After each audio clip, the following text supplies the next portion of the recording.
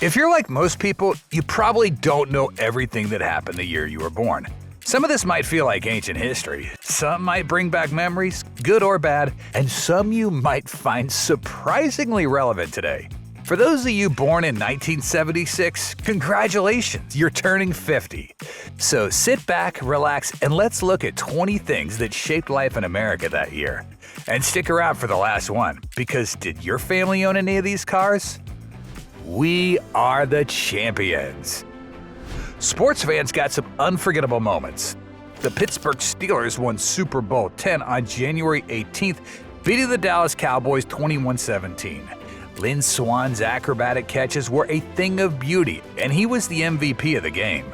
The Cincinnati Reds swept the New York Yankees in 4 games to win the World Series, earning them back-to-back titles as the Big Red Machine. Indiana University finished the college basketball season undefeated, winning the NCAA championship in March under the legendary coach Bobby Knight. The Montreal Canadiens won the Stanley Cup, beating the Philadelphia Flyers in 4 straight games, and at the Summer Olympics in Montreal, the U.S. won 94 medals, with Bruce Jenner becoming a national hero after winning the decathlon. Montreal Canadiens defeat Philadelphia. And the Canadian captain gets just a tremendous ovation.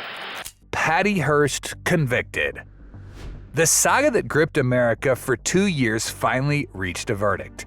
On March 20th, Patty Hearst, the newspaper heiress who was kidnapped by the SLA Symbionese Liberation Army and later seen robbing a bank with him, was found guilty of armed robbery. All of a sudden, Stockholm Syndrome became a term, which means someone who is being harmed or controlled sides with the person hurting them. Her lawyers argued she had been brainwashed. The jury didn't buy it. She was sentenced to 7 years in prison. President Jimmy Carter would eventually commute her sentence in 1979, and President Bill Clinton would eventually grant her a full pardon. In some respects, it was a verdict on the young people of the 1970s. We gave you every advantage, and you turned on us, and you became one of the bad guys. Apple Computer founded. 3 guys in a garage started a company that would change the world. On April 1st, Steve Jobs, Steve Wozniak, and Ronald Wayne founded Apple Computer. Wozniak had built a computer in his spare time, and Jobs saw its potential. They sold the Apple I for $666.66, assembling them in Jobs' parents' garage. Wayne sold his 10% stake back to the other 2 for $800 after just 12 days, a decision that would cost him billions. By year's end, they were already working on the Apple II, and the personal computer revolution had begun. We guess Ronald really needed the money. $800 was about $4,500 in today's dollars. Have you ever made a business decision you regretted? Let us know in the comments.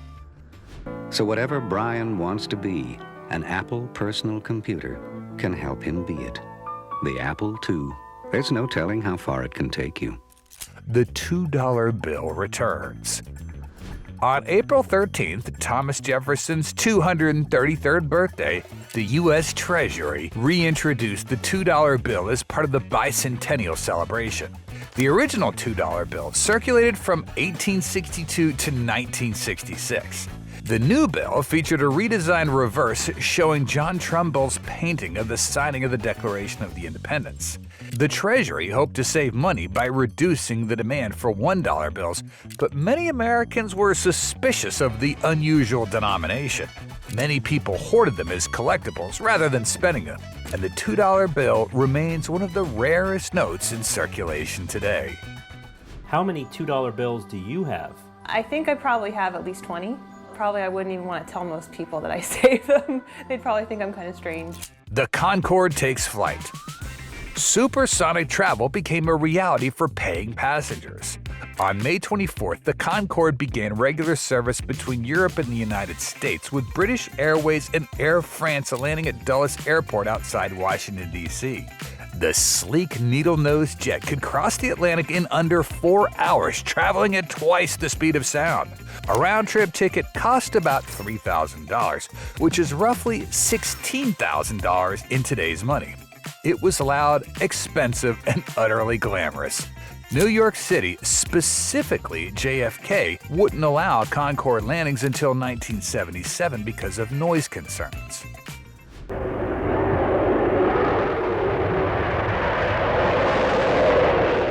The 1976 NFL expansion. Pro football was growing, and 2 cities finally got their teams. On March 31st, the NFL awarded expansion franchises to Seattle and Tampa Bay. The Seattle Seahawks and Tampa Bay Buccaneers would begin play that fall, the first new team since the AFL-NFL merger in 1970. Neither team had much success out of the gate. Tampa Bay went 0-14 in their inaugural season, while Seattle managed just 2-12. The Creamsicle Bucks actually lost their first 26 games over 2 seasons before finally winning one. But the expansion brought pro football to the Pacific Northwest and Florida's Gulf Coast for good. Each team paid $16 million for the franchise.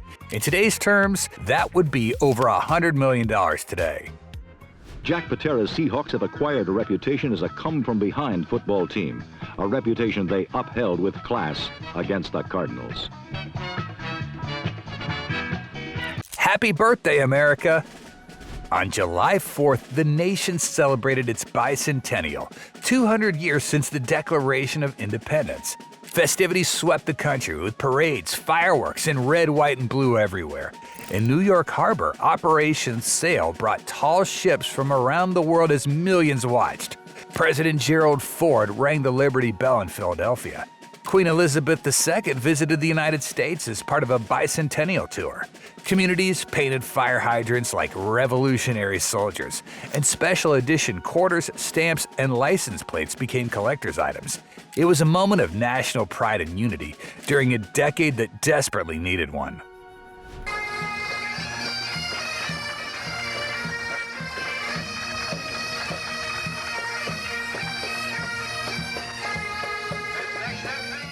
Viking lands on Mars.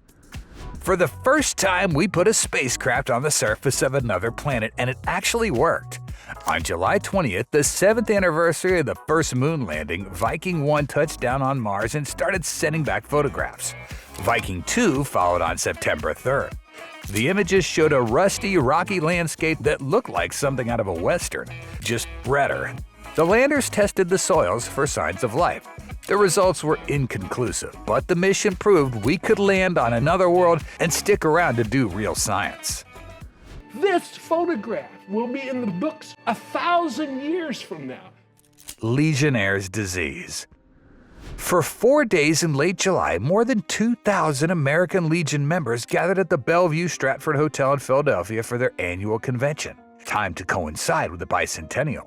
Days later, attendees began falling ill with a mysterious pneumonia-like illness. By mid-August, 29 people were dead and over 180 were sick. For months, investigators had no idea what was causing it. In January the following year, scientists finally identified a new bacterium living in the hotel's air conditioning system. They named it Legionella, and the disease became known as Legionnaires Disease. All of the Legionnaires who died had a form of pneumonia, but investigators had no idea what was causing it. Son of Sam begins. A serial killer started terrorizing New York City. On July 29th, 2 young women were shot while sitting in a parked car in the Bronx. One died. It was the first attack by David Berkowitz, who would later call himself the Son of Sam. Over the next year, he would kill 6 people and wound 7 more, targeting young women with dark hair and couples in parked cars. The city lived in fear. He taunted police with letters, and the investigation became one of the largest manhunts in New York City history. He wouldn't be caught until August 1977. David Berkowitz, 24 years old, a postal worker, walked out of his Yonkers apartment last night, turned the ignition key in his car, and found himself surrounded by police. Well, he said, "You got me." New products. JVC introduced the VHS video cassette recorder, starting a format war with Sony's Betamax, which VHS would eventually win. Coleco released the Telstar, a home video game console that lets you play Pong in your living room for about $50. Texas Instruments launched the TI-30 scientific calculator, finally giving students and engineers an affordable way to do trigonometry without slide rules. It cost around $25 and became a classroom staple almost overnight. The Cray 1 supercomputer debuted, capable of 160 million floating point operations per second. It cost $8 million and looked like a really expensive couch. Can actually videotape something off one channel while you're watching another channel. With Sony's Betamax, you won't miss a thing. Hit songs. The radio was all over the map. Disco was taken over, with the Bee Gees releasing You Should Be Dancing in July, and KC and the Sunshine Band's Shake, Shake, Shake, Shake Your Booty ruined the dance floors. But rock wasn't going anywhere. Boston's debut album dropped in August, with More Than a Feeling becoming an instant classic. Peter Frampton's Frampton Comes Alive became one of the best-selling live albums of all time, and the Eagles released Hotel California in December, a song that still gets played on every classic rock station in America. Welcome to the Hotel California. New shows. Earlier in the year, Laverne Shirley spun off from the most-watched show Happy Days and closely followed him in the ratings for the rest of that year. In the fall, Charlie's Angels premiered, turning Farrah Fawcett, Kate Jackson, and Jaclyn Smith into instant stars. That poster of Farrah in the red swimsuit, it sold over 12 million copies. The Muppet Show debuted, bringing Kermit, Miss Piggy, and the whole gang to primetime. And in November, NBC aired a miniseries titled Sybil, starring Sally Field as a woman with multiple personalities. It won 4 Emmys and had everyone talking. Because we got each other. The Swine Flu Scare. As if Legionnaires Disease wasn't scary enough, a virus at Fort Dix, New Jersey sparked a nationwide panic. Earlier in February, a soldier died from a strain of flu that scientists fear could trigger a pandemic like the one in 1918. President Gerald Ford launched a massive vaccination campaign on October 1st, aiming to immunize the entire country. About 45 million Americans rolled up their sleeves, but the pandemic never came, and some people developed Guillain-Barré syndrome after their shots, a nerve disorder that caused tingling, weakness, and in severe cases, temporary paralysis. The program was shut down at year's end. It remains one of the most controversial public health decisions in American history. Well, this year you can get protection. The vaccines are safe, easy to take, and they can protect you against flu. So roll up your sleeve. Protect yourself. Jimmy Carter wins. A peanut farmer from Georgia pulled off one of the biggest upsets in presidential history. On November 2nd, Jimmy Carter defeated incumbent Gerald Ford to become the 39th president of the United States. Carter was a political unknown nationally when he started his campaign, but Watergate had left Americans hungry for an outsider. He promised to never lie to the American people and campaigned as a Washington outsider who could restore trust in government. Carter won 297 electoral votes to Ford's 240. It was the first time since 1932 that a Democrat from the Deep South had won the White House. And I pray that I can live up to your confidence and never disappoint you. New food products. American snack drawers and convenience stores got some new additions. Nestle introduced the everlasting Gobstopper, inspired by the candy from Willy Wonka and the Chocolate Factory. The Jawbreaker changed colors and flavors as you sucked on it, and kids loved that it actually lasted a while. 7-Eleven rolled out the Big Gulp, a 32-ounce soda cup that seemed absurdly large at the time. General Mills launched Golden Graham cereal, those crunchy little squares that tasted like honey graham crackers and turned the milk sweet. And General Foods unleashed Pop Rocks, the candy that cracked and fizzed on your tongue.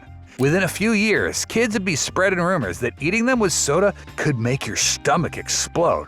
It couldn't, but the legend only helped sales.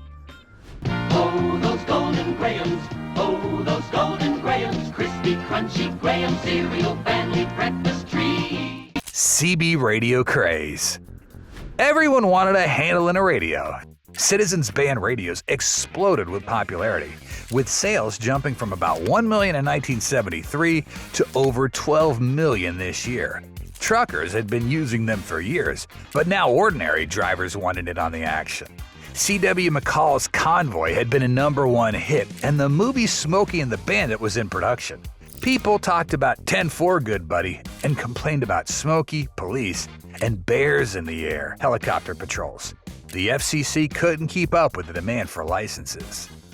And if you ever hear somebody say there's a Kojak with a Kodak on the side of the road taking your pictures, that's the police with the radar gun out. So there's some terms. If you ever hear them, you'll know what they mean. Box office hits. Hollywood had a banner year. All the President's Men opened in April, with Robert Redford and Dustin Hoffman playing the Washington Post reporters who broke Watergate wide open. Network gave us the immortal line, "I'm mad as hell and I'm not gonna take this anymore." Who hasn't wanted to open their window and shout that line? Rocky became a phenomenon, turning Sylvester Stallone from a struggling actor into a star. He wrote the screenplay in 3 days and refused to sell it unless he could play the lead. Taxi Driver, with Robert De Niro asking his reflection in the mirror, "You talking to me?" became a cult classic. And for the kids, the Bad News Bears showed that Little League underdogs could win hearts if not championships. I'm as mad as hell, and I'm not gonna take this anymore! The Last Waltz. On Thanksgiving Day, the band performed their farewell concert at San Francisco's Winterland Ballroom, dubbed The Last Waltz. The show featured an all-star lineup of guests, including Bob Dylan, Eric Clapton, Neil Young, Joni Mitchell, Muddy Waters, Van Morrison, and many more. Director Martin Scorsese filmed the entire event, turning it into what many consider the most remarkable concert documentary ever made. The film premiered in 1978 and remains a touchstone of rock history. Get your cannonball and take me on down the line. Best-selling cars. The Oldsmobile Cutlass cruised into that year as America's best-selling car, with nearly 500,000 units sold. It was a sensible yet stylish choice that quietly defined middle-class success. Ford's F-Series pickups were already woven into daily life, hauling tools, trailers, and weekend plans without complaint. Chevy Impala, Monte Carlo, and Caprice had your back for big, wide, and steady. The Chevrolet Chevette and AMC Pacer offered affordable options for economy-minded buyers, while your grandfather preferred the unmistakable classic style of the Ford LTD and Cadillac DeVille. With the best gas mileage rating of any pickup in America, the gutsy little courier's got it all together. Go see it today at your Ford dealer. There you have it. If you enjoyed this, check out our video about 1975.